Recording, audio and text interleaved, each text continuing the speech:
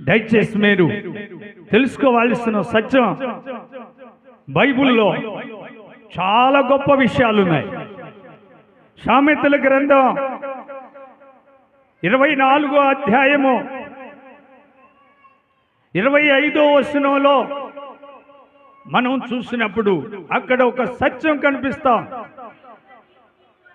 న్యాయముగా తీర్పు తీర్చువానికి మేలు కలుగును, క్షేమకరమైన దీవెనలు అట్టివారి మీదకి వచ్చును. గట్టిగా చప్పట్లు కొట్టండి.